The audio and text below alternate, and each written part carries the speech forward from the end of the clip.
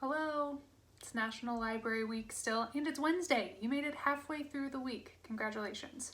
So it's still being National Library Week. Go and give your local library a little bit of love, whether that's on their Facebook page or their Instagram page, or just emailing your favorite friendly local librarian. I'm sure they would appreciate hearing from you. I know that libraries all across the country are scrambling to try and make connections to the communities that they serve. So yeah, go and say hi to your favorite librarian. Okay, I've got a lot to read today. So let's get started. I left off on page 63 yesterday, almost through the chapter The Leaky Cauldron, and let's go. Dinner that night was a very enjoyable affair. Tom, the innkeeper, put 3 tables together in the parlor, and the 7 Weasleys, Harry and Hermione, ate their way through 5 delicious courses. "How are we getting to King's Cross tomorrow, Dad?" asked Fred as they dug into a sumptuous chocolate pudding. "The Ministry's providing a couple of cars," said Mr. Weasley. Everyone looked up at him. "Why?" said Percy curiously. "It's because of you, Perce," said George seriously, "and there'll be little flags on the hoods with HB on them, for a humongous big head," said Fred. Everyone except Percy and Mrs. Weasley snorted into their pudding. "Why are the Ministries providing cars, Father?" Percy asked again in a dignified voice.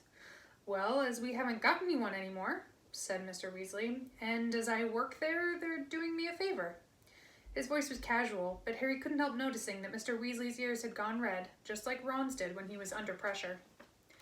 "Good thing, too," said Mrs. Weasley briskly. "Do you realize how much luggage you've all got between you? A nice sight you'd be on the Muggle Underground. You're all packed, aren't you?" "Ron hasn't put all his new things in his trunk yet," said Percy in a long, suffering voice. "He's dumped them on my bed." "You'd better go and pack properly, Ron, because we won't have much time in the morning," Mrs. Weasley called down the table. Ron scowled at Percy. After dinner, everyone felt very full and sleepy. One by one, they made their way upstairs to their rooms to check their things for the next day. Ron and Percy were next door to Harry. He just closed and locked his own trunk when he heard angry voices through the wall and went to see what was going on. The door of number 12 was ajar, and Percy was shouting. "It was here, on the bedside table. I took it off for polishing." "I haven't touched it, all right," Ron roared back. "What's up?" said Harry. "My head boy badge is gone," said Percy, rounding on Harry. "So's Scabbers' rat tonic," said Ron, throwing things out of his trunk to look. "I think I might have left it in the bar."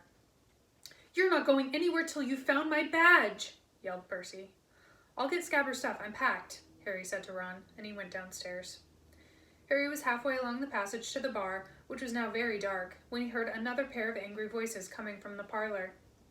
A second later, he recognized them as Mr. and Mrs. Weasley's. He hesitated, not wanting them to know he'd heard them arguing, when the sound of his own name made him stop, then moved closer to the parlor door. "Makes no sense not to tell him," Mr. Weasley was saying heatedly. "Harry's got a right to know. I've tried to tell Fudge, but he insists on treating Harry like a child. He's 13 years old, and—" "Arthur, the truth would terrify him," said Mrs. Weasley shrilly. "Do you really want to send Harry back to school with that hanging over him? For heaven's sake, he's happy not knowing." "I don't want to make him miserable. I want to put him on his guard," retorted Mr. Weasley. "You know what Harry and Ron are like, wandering off by themselves. They've ended up in the Forbidden Forest twice. But Harry mustn't do that this year. When I think what could have happened to him that night he ran away from home, if the night bus hadn't picked him up, I'm prepared to bet he would have been dead before the Ministry found him." "But he's not dead. He's fine. So what's the point?" "Molly, they say Sirius Black's mad, and maybe he is, but he was clever enough to escape from Azkaban, and that's supposed to be impossible. It's been 3 weeks, and no one's seen hide nor hair of him, and I don't care what Fudge keeps telling the Daily Prophet. We're no nearer catching Black than inventing self-spelling wands. The only thing we know for sure is what Black's after. But Harry will be perfectly safe at Hogwarts. We thought Azkaban was perfectly safe. If Black can break out of Azkaban, he can break into Hogwarts. But no one's really sure that Black's after Harry." There was a thud on wood, and Harry was sure Mr. Weasley had banged his fist on the table. "Molly, how many times do I have to tell you? They didn't report it in the press because Fudge wanted to keep it quiet, but Fudge went out to Azkaban the night Black escaped. The guards told Fudge that Black's been talking in his sleep for a while now. Always the same words. He's at Hogwarts. He's at Hogwarts. Black is deranged, Molly. and he wants Harry dead. If you ask me, he thinks murdering Harry will bring you-know-who back to power. Black lost everything the night Harry stopped you-know-who, and he's had 12 years alone in Azkaban to brood on that. There was a silence. Harry leaned still closer to the door, desperate to hear more. Well, Arthur, you must do what you think is right, but you're forgetting Albus Dumbledore. I don't think anything could hurt Harry at Hogwarts while Dumbledore's headmaster. I suppose he knows about all this? Of course he knows. We had to ask him if he minds the Azkaban guards stationing themselves around the entrances to the school grounds. He wasn't happy about it, but he agreed. Not happy? Why shouldn't he be happy, if they're there to catch Black? Dumbledore isn't fond of the Azkaban guards, said Mr. Weasley heavily. Nor am I, if it comes to that. But when you're dealing with a wizard like Black, you sometimes have to join forces with those you'd rather avoid. If they save Harry, then I will never say another word against them, said Mr. Weasley wearily. It's late, Molly. We'd better go up. Harry heard chairs move. As quietly as he could, he hurried down the passage to the bar and out of sight. The parlor door opened, and a few seconds later, footsteps told him that Mr. and Mrs. Weasley were climbing the stairs. The bottle of rat tonic was lying under the table they had sat at earlier. Harry waited until he heard Mr. and Mrs. Weasley's bedroom door close, then headed back upstairs with the bottle.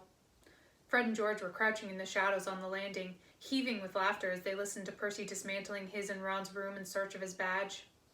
We've got it, Fred whispered to Harry. We've been improving it.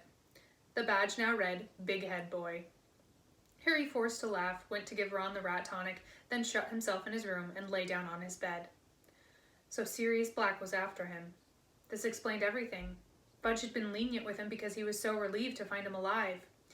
He'd made Harry promise to stay in Diagon Alley where there were plenty of wizards to keep an eye on him, and he was sending 2 ministry cars to take them all to the station tomorrow so that the Weasleys could look after Harry until he was on the train. Harry lay listening to the muffled shouting next door and wondered why he didn't feel more scared. Sirius Black had murdered 13 people with one curse. Mr. and Mrs. Weasley obviously thought Harry would be panic-stricken if he knew the truth. But Harry happened to agree wholeheartedly with Mrs. Weasley that the safest place on Earth was wherever Albus Dumbledore happened to be. Didn't people always say that Dumbledore was the only person Lord Voldemort had ever been afraid of? Surely Black, as Voldemort's right-hand man, would be just as frightened of him. And then there were these Azkaban guards everyone kept talking about.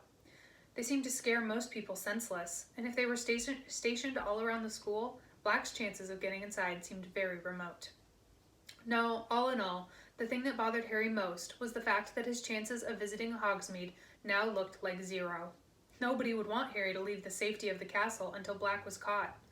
In fact, Harry suspected his every move would be carefully watched until the danger had passed. He scowled at the dark ceiling. Did they think he couldn't look after himself? He'd escaped Lord Voldemort 3 times. He wasn't completely useless. Unbidden, the image of the beast in the shadows of Magnolia Crescent crossed his mind. What to do when you know the worst is coming? I'm not going to be murdered, Harry said out loud. That's the spirit, dear, said his mirror sleepily. Chapter 5. The Dementor. Tom woke Harry the next morning with his usual toothless grin and a cup of tea.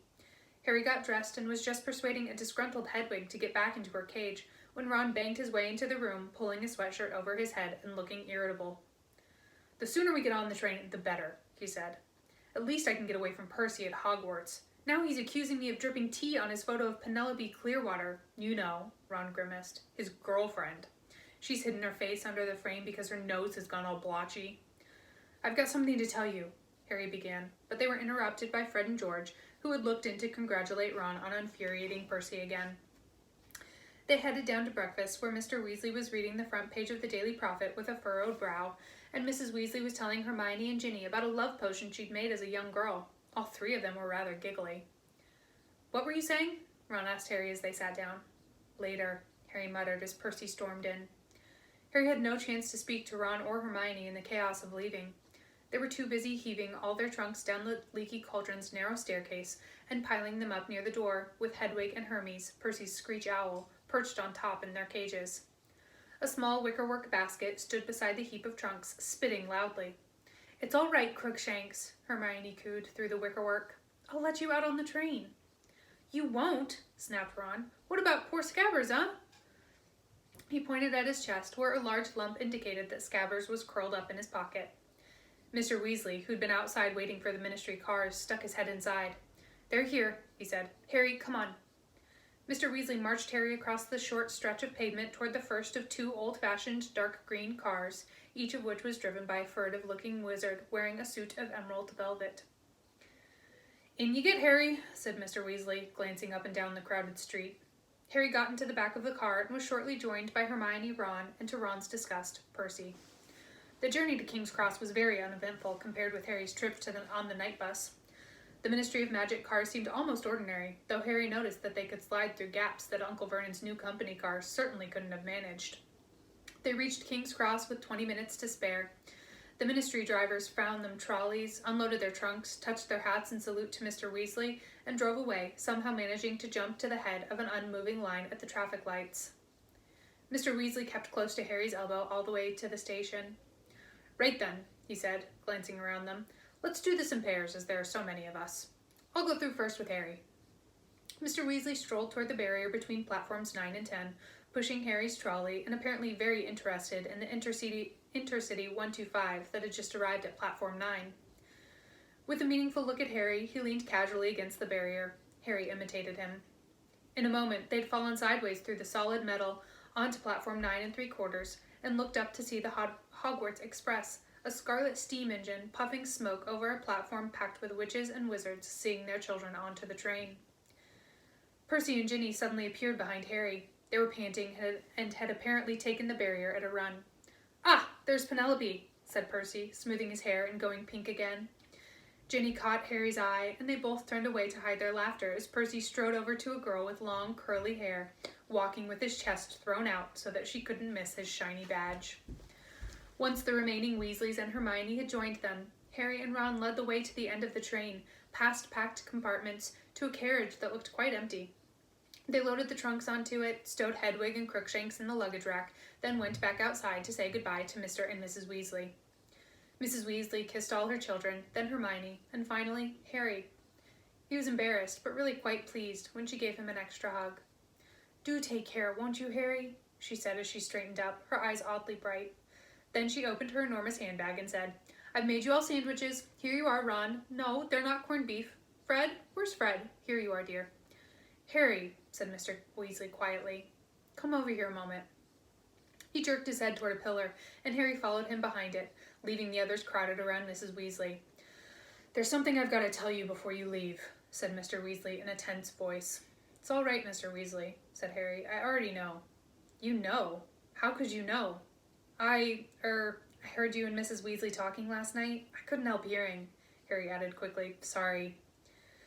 "That's not the way I'd have chosen for you to find out," said Mr. Weasley, looking anxious. "No, honestly, it's okay. This way you haven't broken your word to Fudge, and I know what's going on."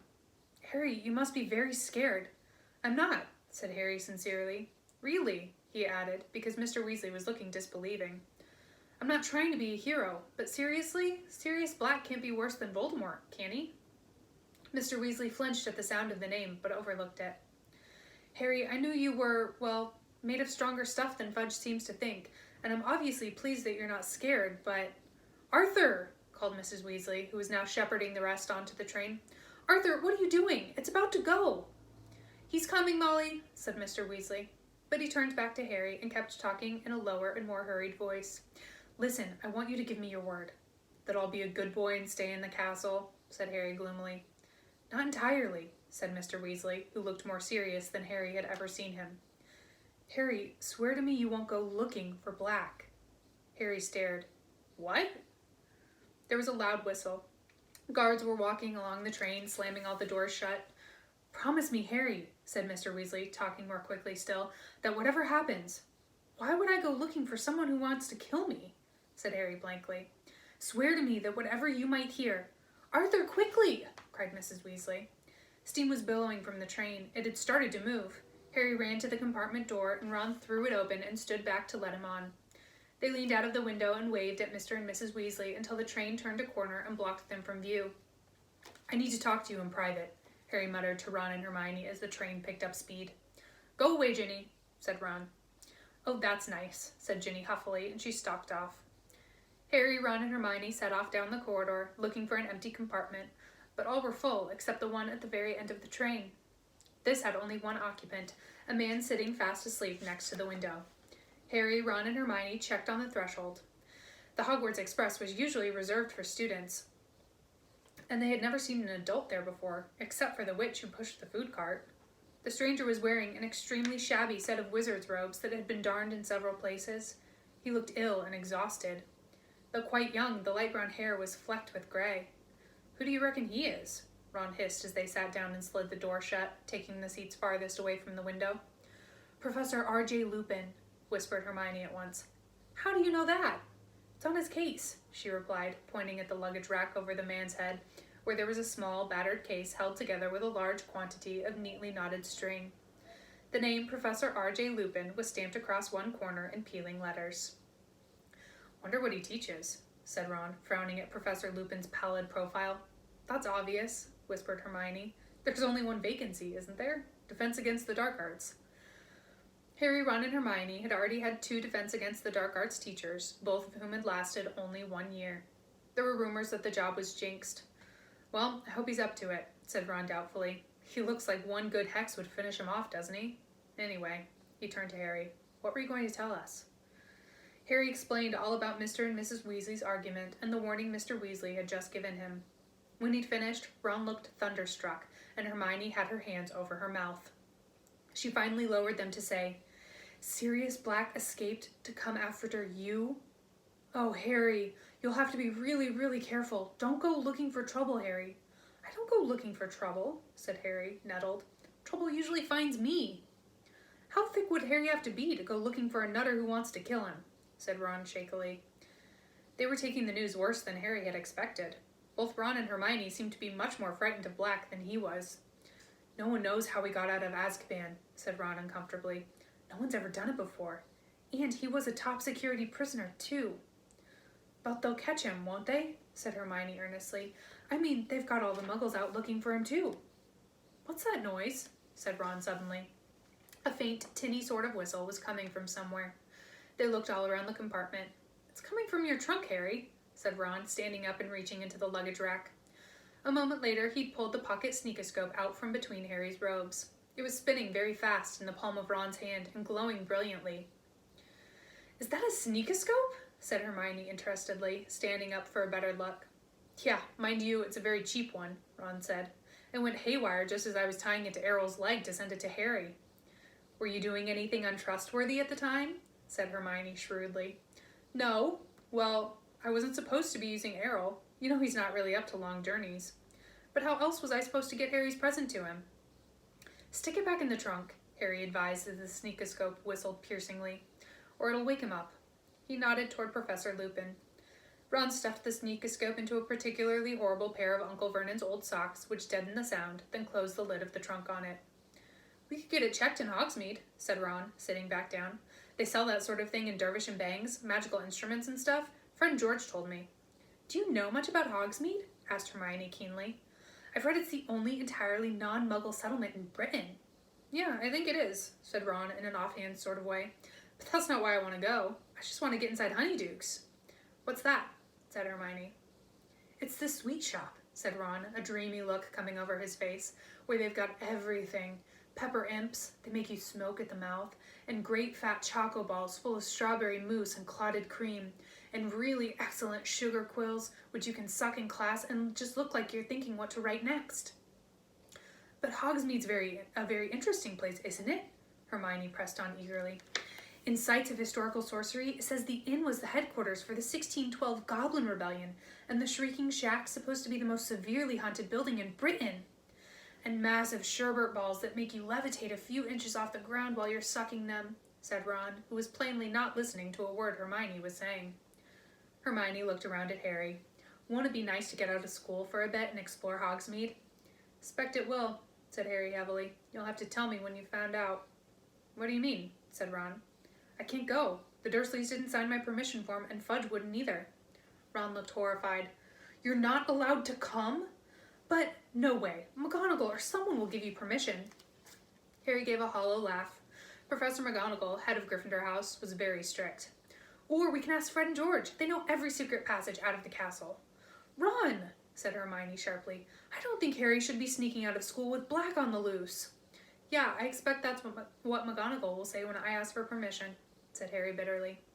But if we're with him, said Ron spiritedly to Hermione, Black wouldn't dare. Oh, Ron, don't talk rubbish, snapped Hermione. Black's already murdered a whole bunch of people in the middle of a crowded street. Do you really think he's going to worry about attacking Harry just because we're there? She was fumbling with the straps of Crookshank's basket as she spoke. Don't let that thing out, Ron said, but too late. Crookshanks leapt lightly from the basket, stretched, yawned, and sprang onto Ron's knees. The lump in Ron's pocket trembled, and he shoved Crookshanks angrily away. Get out of here! Ron, don't! Said Hermione angrily. Ron was about to answer back when Professor Lupin stirred. They watched him apprehensively, but he simply turned his head the other way, mouth slightly open, and slept on. The Hogwarts Express moved steadily north, and the scenery outside the window became wilder and darker, while the clouds overhead thickened.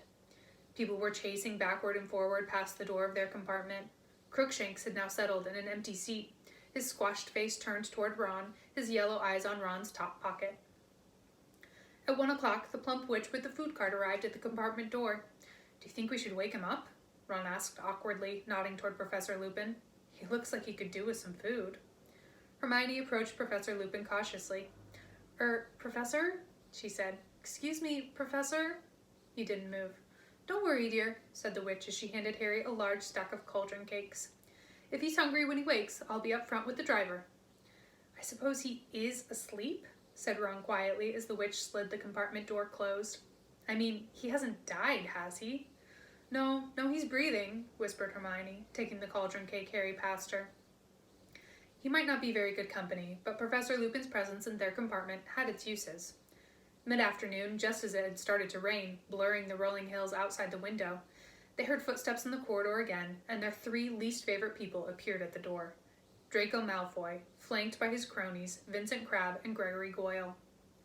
Draco Malfoy and Harry had been enemies ever since they had met on their very first train journey to Hogwarts. Malfoy, who had a pale, pointed, sneering face, was in Slytherin House. He played seeker on the Slytherin Quidditch team, the same position that Harry played on the Gryffindor team. Crabbe and Goyle seemed to exist to do Malfoy's bidding. They were both wide and muscly. Crabbe was taller, with a pudding bowl haircut and very thick neck. Goyle had short, bristly hair and long, gorilla-ish arms. Well, look who it is, said Malfoy in his usual lazy drawl, pulling open the compartment door. Potty and the Weasel. Crabbe and Goyle chuckled trollishly. I heard your father finally got his hands on some gold this summer, Weasley, said Malfoy. Did your mother die of shock? Ron stood up so quickly he knocked Crookshank's basket to the floor. Professor Lupin gave a snort. Who's that?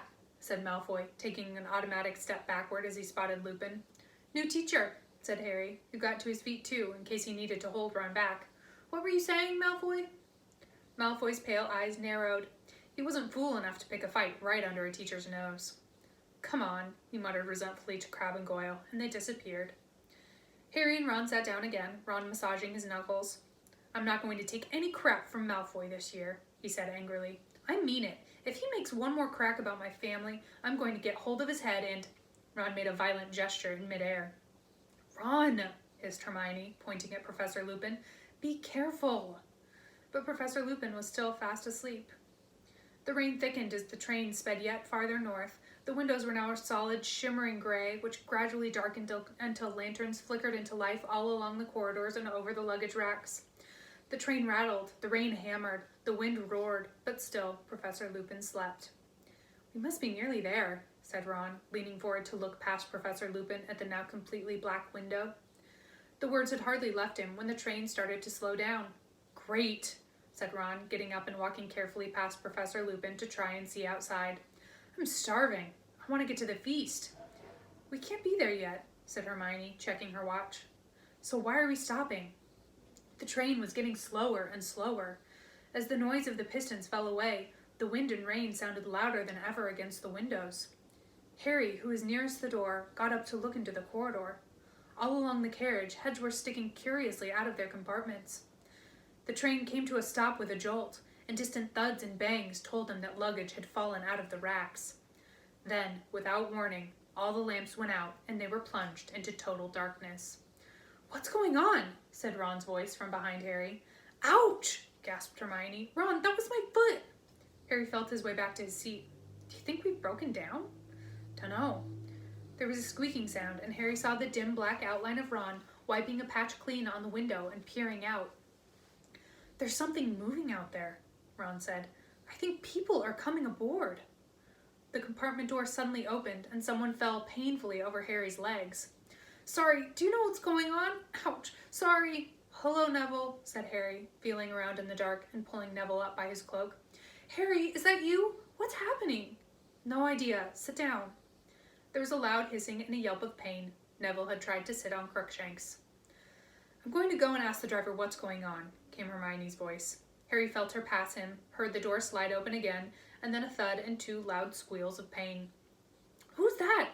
Who's that?" "Ginny? Hermione? What are you doing? I was looking for Ron. Come in and sit down." "Not here," said Harry hurriedly. "I'm here." "Ouch," said Neville. "Quiet," said a hoarse voice suddenly. Professor Lupin appeared to have woken up at last. Harry could hear movements in his corner. None of them spoke. There was a soft, crackling noise, and a shivering light filled the compartment. Professor Lupin appeared to be holding a handful of flames. They illuminated his tired, gray face, but his eyes looked alert and wary. "Stay where you are," he said in the same hoarse voice, and he got slowly to his feet with his handful of fire held out in front of him. But the door slid slowly open before Lupin could reach it. Standing in the doorway, illuminated by the shivering flames in Lupin's hand, was a cloaked figure that towered to the ceiling. Its face was completely hidden beneath its hood. Harry's eyes darted downward, and what he saw made his stomach contract. There was a hand protruding from the cloak, and it was glistening, grayish, slimy-looking, and scabbed, like something dead that had decayed in water. But it was visible only for a split second. As though the creature beneath the cloak sensed Harry's gaze, the hand was suddenly withdrawn into the folds of its black cloak. And then the thing beneath the hood, whatever it was, drew a long, slow, rattling breath, as though it were trying to suck something more than air from its surroundings. An intense cold swept over them all. Harry felt his own breath catch in his chest. The cold went deeper than his skin. It was inside his chest. It was inside his very heart. Harry's eyes rolled up into his head. He couldn't see. He was drowning in cold. There was a rushing in his ears as though of water. He was being dragged downward, the roaring growing louder. And then, from far away, he heard screaming, terrible, terrified, pleading screams. He wanted to help whoever it was. He tried to move his arms, but couldn't. A thick white fog was swirling around him, inside him. Harry, are you all right?" Someone was slapping his face. What? Harry opened his eyes. There were lanterns above him, and the floor was shaking. The Hogwarts Express was moving again, and the lights had come back on. He seemed to have slid out of his seat onto the floor. Ron and Hermione were kneeling next to him, and above them he could see Neville and Professor Lupin watching. Harry felt very sick. When he put up his hand to push his glasses back on, he felt cold sweat on his face. Ron and Hermione heaved him back onto his seat. "Are you okay?" Ron asked nervously. "Yeah," said Harry, looking quickly toward the door. The hooded creature had vanished. "What happened? Where's that thing? Who screamed?" "No one screamed," said Ron, more nervously still. Harry looked around the bright compartment. Ginny and Neville looked back at him, both very pale. "But I heard screaming." A loud snap made them all jump. Professor Lupin was breaking an enormous slab of chocolate into pieces. "Here," he said to Harry, handing him a particularly large piece. "Eat it. It'll help." Harry took the chocolate but didn't eat it. "What was that thing?" he asked Lupin. "A Dementor," said Lupin, who was now giving chocolate to everyone else. "One of the Dementors of Azkaban." Everyone stared at him. Professor Lupin crumpled up the empty chocolate wrapper and put it in his pocket. "Eat," he repeated. "It'll help. I need to speak to the driver. Excuse me." He strolled past Harry and disappeared into the corridor. "Are you sure you're okay, Harry?" said Hermione, watching Harry anxiously. "I don't get it. What happened?" said Harry, wiping more sweat off his face.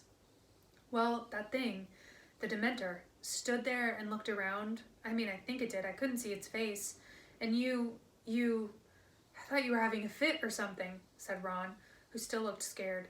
You went sort of rigid and fell out of your seat, started twitching. And Professor Lupin stepped over you and walked toward the Dementor and pulled out his wand, said Hermione. And he said, none of us is hiding Sirius Black under our cloaks. Go. But the Dementor didn't move, so Lupin muttered something and a silvery thing shot out of his wand at it, and it turned around and sort of glided away. It was horrible, said Neville in a higher voice than usual. Did you feel how cold it got when it came in? I felt weird, said Ron, shifting his shoulders uncomfortably, like I'd never be cheerful again. Ginny, who was huddled in her corner, looking nearly as bad as Harry felt, gave a small sob. Hermione went over and put a comforting arm around her. But didn't any of you fall off your seats? Said Harry awkwardly. No, said Ron, looking anxiously at Harry again. Ginny was shaking like mad, though. Harry didn't understand. He felt weak and shivery, as though he was recovering from a bad bout of flu. He also felt the beginnings of shame. Why had he gone to pieces like that when no one else had? Professor Lupin had come back. He paused as he entered, looked around, and said with a small smile, I haven't poisoned that chocolate, you know. Harry took a bite and to his great surprise felt warmth spread suddenly to the tips of his fingers and toes. You'll be at Hogwarts in 10 minutes, said Professor Lupin. Are you all right, Harry? Harry didn't ask how Professor Lupin knew his name. Fine, he muttered, embarrassed. They didn't talk much during the remainder of the journey. At long last, the train stopped at Hogsmeade Station, and there was a great scramble to get outside. Owls hooted, cats meowed, and Neville's pet toad croaked loudly from under his hat. It was freezing on the tiny platform. Rain was driving down in icy sheets. First years this way, called a familiar voice. Harry, Ron, and Hermione turned and saw the gigantic outline of Hagrid at the other end of the platform, beckoning the terrified-looking new students forward for their traditional journey across the lake. All right, you three, Hagrid yelled over the heads of the crowd. They waved at him, but had no chance to speak to him because of the mass of people around them was shunting them away along the platform.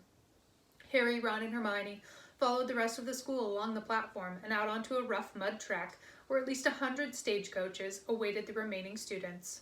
Each pulled, Harry could only assume, by an invisible horse, because when they climbed inside and shut the door, the coach set off all by itself, bumping and swaying in procession. The coach smelled faintly of mold and straw. Harry felt better since the chocolate, but still weak. Ron and Hermione kept looking at him sideways, as though frightened he might collapse again. As the carriage trundled toward a pair of magnificent wrought-iron gates, flanked with stone columns topped with winged boars, Harry saw 2 more towering hooded Dementors standing guard on either side. A wave of cold sickness threatened to engulf him again. He leaned back into the lumpy seat and closed his eyes until they had passed the gates. The carriage picked up speed on the long, sloping drive up to the castle. Hermione was leaning out of the tiny window, watching the many turrets and towers draw nearer. At last, the carriage swayed to a halt, and Hermione and Ron got out. As Harry stepped down, a drawling, delighted voice sounded in his ear. You fainted, Potter?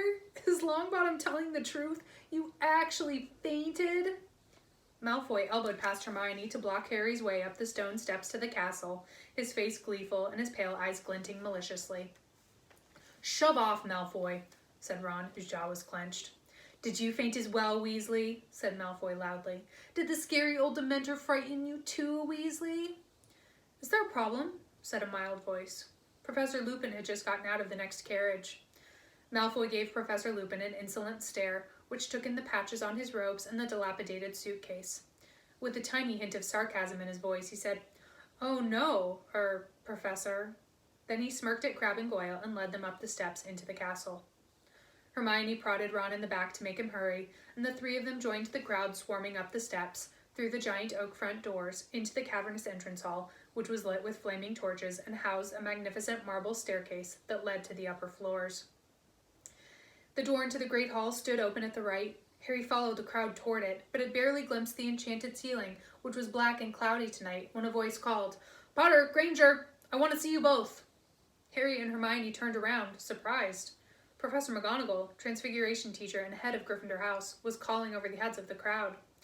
She was a stern-looking witch who wore her hair in a tight bun. Her sharp eyes were framed with square spectacles. Harry fought his way over to her with a feeling of foreboding. Professor McGonagall had a way of making him feel he must have done something wrong. "There's no need to look so worried. I just want a word in my office," she told them. "Move along there, Weasley." Ron stared as Professor McGonagall ushered Harry and Hermione away from the chattering crowd. They accompanied her across the entrance hall, up the marble staircase, and along a corridor.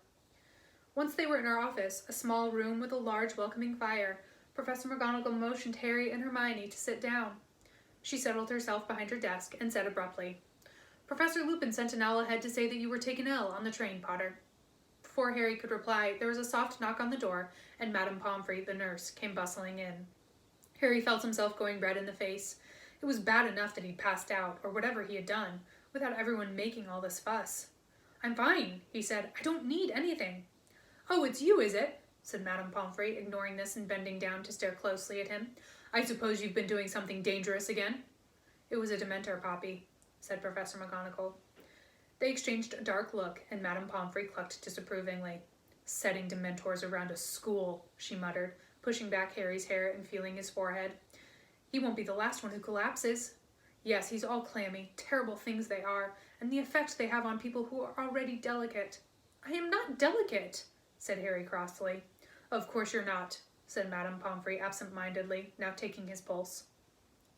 "What does he need?" said Professor McGonagall crisply. "Bed rest? Should he perhaps spend tonight in the hospital wing?" "I'm fine," said Harry, jumping up. The thought of what Draco Malfoy would say if he had to go to the hospital wing was torture. "Well, he should have some chocolate at the very least," said Madame Pomfrey, who was now trying to peer into Harry's eyes. "I've already had some," said Harry. "Professor Lupin gave me some. He gave it to all of us." "Did he now?" said Madame Pomfrey approvingly. "So we finally got a defense against the dark arts teacher who knows his remedies." "Are you sure you feel all right, Potter?" Professor McGonagall said sharply. "Yes," said Harry. "Very well. Kindly wait outside while I have a quick word with Miss Granger about her course schedule, then we can go down to the feast together." Harry went back into the corridor with Madame Pomfrey, who left for the hospital wing, muttering to herself. He had to wait only a few minutes, then Hermione emerged, looking very happy about something, followed by Professor McGonagall, and the three of them made their way back down the marble staircase to the Great Hall. It was a sea of pointed black cats. Each of the long house tables was lined with students, their faces glimmering by the light of thousands of candles which were floating over the tables in midair. Professor Flitwick, who was a tiny little wizard with a shock of white hair, was carrying an ancient hat and a three-legged stool out of the hall. "Oh," said Hermione softly, "we've missed the sorting." New students at Hogwarts were sorted into houses by trying on the sorting hat, which shouted out the house they were best suited to, Gryffindor, Ravenclaw, Hufflepuff, or Slytherin. Professor McGonagall strode off toward her empty seat at the staff table, and Harry and Hermione set off in the other direction, as quietly as possible, toward the Gryffindor table. People looked around at them as they passed along the back of the hall, and a few of them pointed at Harry. Had the story of his collapsing in front of the Dementor traveled that fast? He and Hermione sat down on either side of Ron, who'd saved them seats. "What was all that about?" he muttered to Harry. Harry started to explain in a whisper, but at that moment the headmaster stood up to speak, and he broke off. Professor Dumbledore, the very old, always gave an impression of great energy. He had several feet of long silver hair and beard, half-moon spectacles, and an extremely crooked nose. He was often described as the greatest wizard of the age, but that wasn't why Harry respected him. He couldn't help trusting Albus Dumbledore, and as Harry watched him beaming around at the students, he felt really calm for the first time since the Dementor had entered the train compartment. "Welcome," said Dumbledore, the candlelight shimmering on his beard. "Welcome to another year at Hogwarts. I have a few things to say to you all, and as one of them is very serious, I think it is best to get it out of the way before you become befuddled by our excellent feast." Dumbledore cleared his throat and continued. "As you will all be aware after their search of the Hogwarts Express, our school is presently playing host to some of the Dementors of Azkaban, who are here on Ministry of Magic business." He paused, and Harry remembered that Mr. Weasley had said about Dumbledore not being happy with the Dementors guarding the school. "They are stationed at every entrance to the grounds," Dumbledore continued. "And while they are with us, I must make it plain that nobody is to leave school without permission. Dementors are not to be fooled by tricks or disguises, or even invisibility cloaks," he added plainly, and Harry and Ron glanced at each other. "It is not in the nature of a Dementor to understand pleading or excuses. I therefore warn each and every one of you to give them no reason to harm you. I look to the prefects and our new head boy and girl to make sure that no student runs afoul of the Dementors," he said. Percy, who was sitting a few seats down from Harry, puffed out his chest again and looked around impressively. Dumbledore paused again. He looked very seriously around the hall, and nobody moved or made a sound. "On a happier note," he continued, "I'm pleased to welcome 2 new teachers to our ranks this year. First, Professor Lupin, who has kindly consented to fill the post of Defense Against the Dark Arts teacher." There was some scattered, rather unenthusiastic applause. Only those who'd been in the compartment on the train with Professor Lupin clapped hard, Harry among them. Professor Lupin looked particularly shabby next to all the other teachers in their best robes. "Look at Snape," Ron hissed in Harry's ear. Professor Snape, the potions master, was staring along the staff table at Professor Lupin. It was common knowledge that Snape wanted the Defense Against the Dark Arts job, but even Harry, who hated Snape, was startled at the expression twisting his thin, sallow face. It was beyond anger. It was loathing. Harry knew that expression only too well. It was the look Snape wore every time he set eyes on Harry. "As to our second new appointment," Dumbledore continued as the lukewarm applause for Professor Lupin died away, "well, I am sorry to tell you that Professor Kettleburn, our Care of Magical Creatures teacher, retired at the end of last year in order to enjoy more time with his remaining limbs.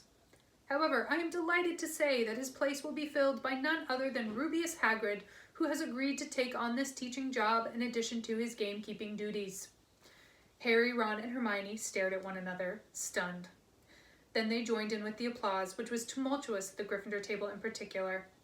Harry leaned forward to see Hagrid, who was ruby red in the face and staring down at his enormous hands, his wide grin hidden in the tangle of his black beard.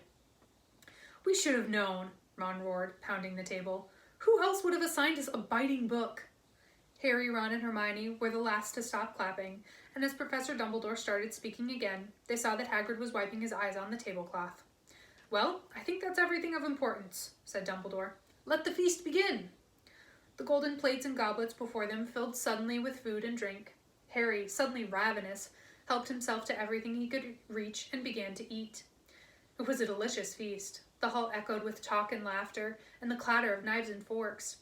Harry, Ron, and Hermione, however, were eager for it to finish so that they could talk to Hagrid. They knew how much being made a teacher would mean to him. Hagrid wasn't a fully qualified wizard. He'd been expelled from Hogwarts in his 3rd year for a crime he had not committed. It had been Harry, Ron, and Hermione who had cleared Hagrid's name last year. At long last, when the last morsels of pumpkin tart had melted from the golden platters, Dumbledore gave the word that it was time for them all to go to bed, and they got their chance. "Congratulations, Hagrid!" Hermione squealed as they reached the teacher's table. "All down to you 3, said Hagrid, wiping his shining face on his napkin as he looked up at them. "Can't believe it. Great man, Dumbledore. Came straight down to me hut after Professor Kettleburn said he'd had enough. It's what I always wanted." Overcome with emotion, he buried his face in his napkin, and Professor McGonagall shooed them away. Harry, Ron, and Hermione joined the Gryffindors streaming up the marble staircase, and, very tired now, along more corridors, up more and more stairs, to the hidden entrance to Gryffindor Tower. A large portrait of a fat lady in a pink dress asked them, "Password?" Coming through, Percy called from behind the crowd. "The new password's Fortuna Major." "Oh no," said Neville Longbottom sadly. He always had trouble remembering the passwords. Through the portrait hole and across the common room, the girls and boys divided toward their separate staircases. Harry climbed the spiral stair with no thought in his head except how glad he was to be back. They reached their familiar circular dormitory with its 5 four-poster beds, and Harry, looking around, felt he was home at last. Okay, come back tomorrow and we will start on Chapter 6, Talons and Tea Leaves. Have a great Wednesday.